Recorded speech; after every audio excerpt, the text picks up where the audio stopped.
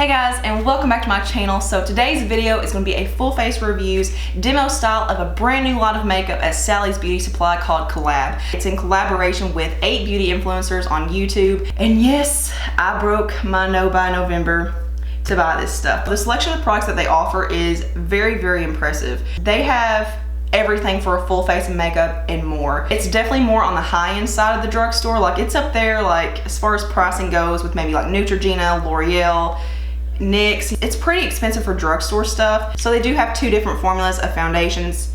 I picked them both up because I'm a foundation geek. So they have one that's more of a matte finish and one's more luminous. They have a liquid highlighter. I got a blush, a bronzer, a concealer for under my eyes, an eyeshadow palette.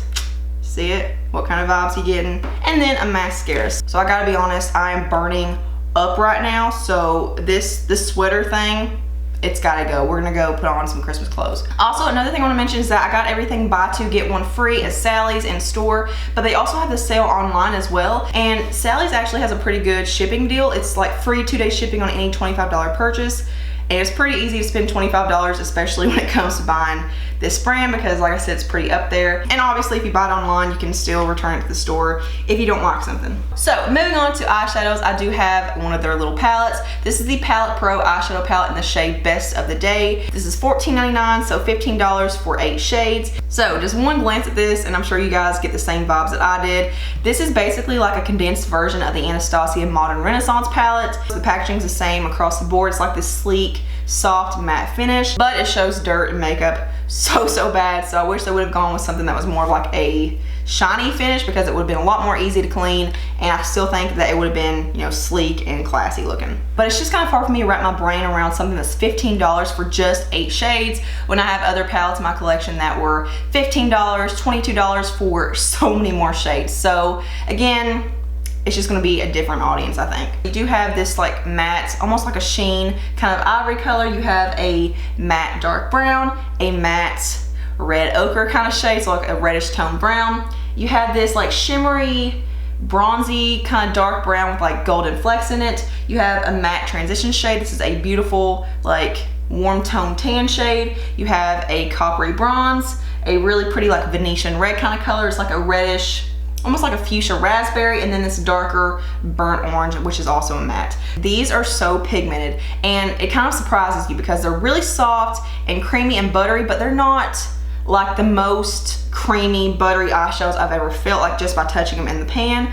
But then you start swatching them, and the swatches go for days. I mean, look at that. And what I like about this palette is, even though this is only 8 shades, you can actually create an entire look with this where there are shimmers and mattes in here. So just for funsies, here is the Anastasia Modern Renaissance palette, and then here's the COL-LAB palette. I feel like it's taken some pretty important shades from the Renaissance palette and duped them. I do wish they had a dupe for Primavera or even Vermeer, which is those 2 shimmery shades. Primavera is the perfect shimmery champagne color. It's perfect for the inner corner, for all over the lid. It's good for all skin tones and stuff. So first I'm gonna go into this shade right here, which is that like sheeny, matte, kind of bone colored eyeshadow, and put that all over my eyelid to set my eye primer. This is probably one of my least favorite shades in the palette, and also in the Modern Renaissance palette, just because I feel like it's just way too buildable and light. I'll prefer something more pigmented right off the bat. Okay, so now I'm gonna go into the transition shade. I'm gonna take this one right here, which is trying to dupe Raw Sienna. So this shade does work very well. It's very pigmented, and I do recommend starting off with a lighter amount. I went in with way too much that time, and it's kind of hard to diffuse and sheer out. And there's actually not a lot of fallout whatsoever. Like, this is the shade I just now used, and there's absolutely none under my eyes. I have used this palette at least twice, so I'm more familiar with it. This is not a first impressions. So as you can see, where I started out with a lighter amount, it's blending out so much better. So now I'm gonna go into, let's go into the Real Guard dupe, which is that matte burnt orange. I will say I am having a harder time blending the shades in like the inner corners right here. It's kind of getting like lines and kind of unevenness right there. It kind of looks patchy. I don't know if that's because of my brushes or because of the formula. I'm gonna go into the matte raspberry fuchsia shade, which doesn't really match the oranges, but again, just trying to use as much as possible. And this shade's pretty easy to work with, so that is beautiful. And then I'm gonna go into the dupe for Red Ochre, which is that matte brick red. And you're not really gonna see it a whole lot because I feel like that raspberry shade kind of overpowers it, so this is probably just useless, but I still want to use it. Okay, and then I'm gonna go into that shimmery bronze shade right here. I'm gonna take that and put that all over the lid, but stopping right before you get to the very outer corner. So I'm gonna go back into that skin tone colored shade and put that on my brow bone. See, I just like something that's more pigmented and more like boom in your face, and this just is way too subtle for me. Okay, so I'm back with my eyebrows and eyeliner on. Now it's time to move on to the mascara. This is the Works Wow Effect All-in-One Mascara. So this is $12.99. So it says it creates dramatic volume, length, clean definition, and curl for an unbelievable false eyelash effect. So on one side you do have like this more of like a curved out comb, and then on the other side it has more of like just your typical like fatter bristles. It kind of reminds me of the CoverGirl Lash Blast, like in the orange tube. It's kind of chunky, but it's not too chunky where it's super hard to work with. So usually I can tell right out the gate on the first layer if I'm gonna like a mascara or not. So if the first layer doesn't do much for me, I can already tell you that I'm not gonna like it. And on first layer, this is actually pretty good. Like, it actually does quite a bit. As far as the formula goes, I would say it's more of like a middle of the road formula. Like, it's not too wet, it's not too dry, but I do find that it leans more on the wet side. And that could be because it's a new mascara and it may dry out in time. Here's what 2 layers looks like versus 1 layer. Now, I do recommend rubbing off the excess product because quite a bit does get dispersed, and I just prefer when there's less on there. I feel like it just gets too clumpy if there's too much product on there. Okay, so there are 2 coats of the mascara, and as you can see, it's pretty dramatic. It doesn't feel super heavy. Like, it doesn't really weigh my lashes down to where it makes my eyes feel tired and heavy. Okay, so moving on to the foundation. So the matte finish foundation is called Meet Your Matte Velvet Foundation. The more luminous foundation is called Bright Spark Radiant Foundation. Both foundations are $15, which is pretty pricey, but they do have 10 shades, and the shade selection's okay. It's not the best, but I picked up the shade 02 Ivory in both foundations. So starting off with a matte finish foundation, this is supposed to give you medium to full coverage. It's a soft, focused matte finish, and it blurs imperfections. It says velvety smooth, highly pigmented formula blends effortlessly to create a soft focus effect on the skin that's perfectly matte, never flat. Blurs a look of imperfections for a flawless airbrushed appearance, medium to full coverage with a modern matte finish. And then the Radiant Foundation is supposed to give you more of a low to medium coverage, but it is buildable. It says revolutionary silky smooth formula seamlessly blends into skin, creating an immaculate complexion with a radiant luminosity, provides low to medium buildable coverage with a luminous glow. I would say that the matte finish foundation isn't really all that matte. It's more of like a natural matte or like a satin finish, but I definitely feel like coverage is very subjective because full coverage for one person may be light coverage for another person, but if you're someone that has a lot of acne, a lot of blemishes and texture, this would probably be just a medium coverage for you. As far as a Radiant Foundation goes, I definitely do agree with it being a low to medium buildable coverage. You can definitely build this up, and again, it doesn't start looking cakey or heavy. It doesn't feel heavy. Neither one of these foundations ever feel heavy on my skin. I mean, they're so lightweight and comfortable and very skin-like. If you do have a lot to cover up, this would definitely be a lighter coverage for you, and I wouldn't recommend it if you like a full coverage. I mean, as far as like the thickness and texture and stuff goes, these both feel very comparable. Now, I will say the matte one does feel a little bit thicker, just a little bit heavier, but not really that much. And I feel like the Radiant Finish Foundation feels just a little bit more light and airy. So I'm going to apply the Matte Finish Foundation on this side and the Radiant Foundation on this side. So one thing I do suggest with the Radiant Finish Foundation is to actually spread it all over your face before you go in and blend it. It just doesn't really adhere to my skin very well. Like, it just doesn't really want to stick. So I find that I basically have to rub it out as if I'm blending it out with my fingers and then go in with my sponge and blend it. And I just don't really like a brush with either one of these. That could just be me. So I'm gonna take the Radiant Finish Foundation and actually spread this over my face and basically cover my entire face, again as if I'm blending it out with my finger. And the color is actually perfect for my skin tone, which is very hard for me to find. It's really hard to find a perfect match for me for some reason. Pick up a little bit of product on the sponge so that it's not, you know, completely just dry. You will see that it blends out very fast. A little bit of each of these products goes such a long way. I will go in with a brush just to show you guys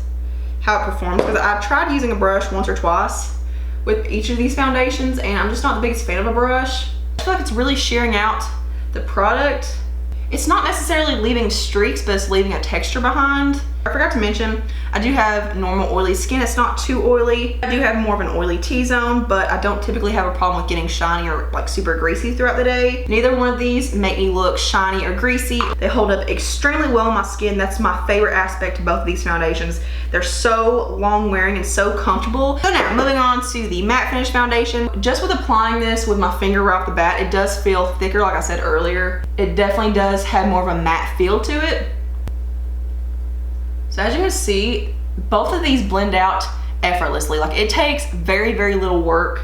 They just melt into your skin so naturally. Now, I haven't tried either of these foundations when I have a lot to cover up because my skin's actually been doing pretty well lately. I haven't really been able to test out how full coverage you can get both of these, but I will say neither one of these have broken me out. Usually when I'm testing out a new foundation, my skin's not used to it. I haven't had breakouts with either of these foundations. So here's what the matte finish side looks like. But it still has a slight luminosity to it. Like, it's like my natural glows are coming through. It's not masking my skin. And then here's what the Radiant Finish foundation looks like. It's not too dewy or too glowy. I don't feel like if you have oily skin, this will make you super oily or anything. I do feel like if you have oily skin, you would probably prefer the matte finish foundation, obviously. And my pores look so soft and like blurred. I mean, I definitely do feel like both of these foundations blur over imperfections. So now moving on to concealer. So I have this No Flaws liquid concealer. So this is in the shade 01 Porcelain, but I actually do feel like this is a pretty good match for like highlighting under my eyes. So this is $12.99. $13 is pretty expensive for a concealer, but they do have 6 different shades in the concealer. It's got this like flexible doe foot applicator. It's like very trending. It doesn't pick up a lot of product though, so I do find that I have to go back in and kind of pick up some more product with the wand, but I do like this. So I'm gonna go ahead and put this under my eyes. And as you can see, even though it looks pretty light in the tube, it isn't that light. I'm so mad right now. So I don't know how long it's not been recording. I'd gotten done with the concealer and actually moved on to the next product, and it didn't film any of it. I guess we'll go back to the concealer and finish that, but I already applied it. The skin feels smooth and hydrated while looking flawless and fresh, buildable medium to full coverage, and a naturally luminous finish. This is not a luminous finish. This blends out so seamlessly. It literally takes a matter of seconds to blend this out. I mean, this just melts into my skin. So I'm not gonna cut this out. I'm not gonna edit this part. I wanna show you guys how fast this blends out. So I'm just gonna take my sponge and literally in a matter of like 4 seconds, it's blended out. I do feel like you can get a full coverage out of this depending on how bad your dark circles are. Mine aren't that bad, so I do find that I can get full coverage out of this. And you can build it up and build it up, and it seems like it never really gets cakey or heavy feeling or anything. But I will say this is definitely something you have to set with powder, because in just a matter of 1 or 2 minutes, this will start creasing on me, so you have to set it. So the last liquid product I have is the liquid highlighter. So this is the Filter highlighting liquid. I have the shade Spark My Interest. There are 4 shades total. This is $14.99, and you do get 1 ounce of product. You get the same amount, and it's the same size and everything as the foundation. Even though there are only 4 shades, I feel like every skin tone can find a shade match, because I feel like the shades they have are very, very universal. So I got the shade Spark My Interest, and this shade is so unique, but it reminds me of Fenty Beauty's highlighter, like the powder highlighter duo in the shade Mean Money Hustler Baby, but it looks like the supercharged one. The reason it was so unique is because it was a white gold base with like a peachy undertone, like a peachy tint to it, and that's the exact same vibe that this one has. So this is basically that powder highlight in a liquid form. This is definitely not something you can build up to be a super in your face like Cover FX, what are they called, custom enhancer drops. It's not that intense. It's not liquid metal for your face, and I do have a hard time building this up. It wants to stay very natural and very sheer, but I definitely feel like this is a good mixing product for like foundations, primers, moisturizers, whatever, just to give you more of a dewy, luminous finish. So I do want to try it that way, because I don't feel like wearing this as a highlighter solo is the best way to apply this. And I can't figure out the best way of applying this. I feel like with a brush, it leaves it very streaky, and you can see the bristle marks. I also feel like a brush kind of picks up too much product, so you're working with a super natural product anyway. You don't really need anything to be soaking up any more of it. So I just like to use the flat side of my foundation sponge, even though it does soak up quite a bit. So I don't know if you guys can see, but it's like with my fingers, it won't mesh with my skin. Like, it won't actually set down. I just keep seeing finger marks. So let's do it on this side of the brush, because I do want to demonstrate it for you so you can see what I'm talking about. And you guys can't see it on camera, but it's just leaving streaks. Like, it just, even when I'm just stippling it in. Okay, so there is the liquid highlighter. It's really pretty, but I just like something more intense and something that just pops out more. So moving back up to my eyes, I'm gonna go back into that matte brick red shade and just lightly put this along my lower lash line. Just gonna go ahead and finish up the eyes before we move on to the rest of the face. And then for my inner corner highlight, since we're limited on, you know, highlighting shades, I guess I'm gonna have to go back into that like ivory kind of color. Not a big fan of doing this. I like more of a shimmer, but we're just gonna put this in the inner corner to brighten. And that doesn't do a whole lot. I don't like that. Yeah, I definitely feel like this palette is missing a few things. Like if you're a beauty influencer, I feel like you should know that. Like, come on guys. Not one of you thought to put a shimmery champagne kind of color in there? So moving on to the rest of my face makeup, I have a bronzer. This is the Sun Obsession Sculpting Bronzer. I got the shade Intoxicating. There are only 2 shades. This is $11.99 and I mean, that's kind of up there for a bronzer, but I feel like it's also pretty normal. It's a really pretty shade. This is matte. Here's what the swatch looks like. And this is a pretty good neutral bronzer. It has a hint of warmth to it, but I do feel like you could actually like sculpt and contour with this shade if you really wanted to, but I just use it as a bronzer. And there is a little bit of kickback and dust when you hit your brush into the pan. But as you can see, this bronzer is pigmented, but not so pigmented to where you have to be super careful. So there's just one light amount. As you can see, it did do a pretty good job at contouring as well, even though I am applying it as a bronzer, but it doesn't start out too intense and too concentrated. Like it's really easy to blend out. It's very, very soft and creamy. Next thing I have is a blush, and this is the Soft Spot Sheer Blush. I got the shade First Base. There are 6 shades, and these are $11.99, so pretty pricey for a blush. I definitely feel like those could have been brought down a little bit, but this shade is kind of like a NARS Orgasm kind of shade, which is what I always try to go for because I love this kind of shade on me. It's like a rosy pink with a golden sheen, like undertone to it. It's really pretty, kind of like a coral aspect to it. This is soft and creamy, but it's not overly soft and overly pigmented to the point where you have to really be careful with how much you apply. It's a type of formula that you don't have to be super careful with, but there's what the blush looks like. It looks like you have highlighter on, and I know I do have liquid highlighter on right here, but a lot of that's coming from the blush. It's a very, very flattering shade, especially on my skin tone. And I don't have a highlighter. They do have powder highlighters, but I have so many highlighters right now, it's not even funny. Okay, so there is the face. I don't have any lip products, so I'm gonna go ahead and set my face with the Lala Fox Micro Essential Mist. I don't know if they have a setting spray. That's one thing I don't remember spotting. Let's look.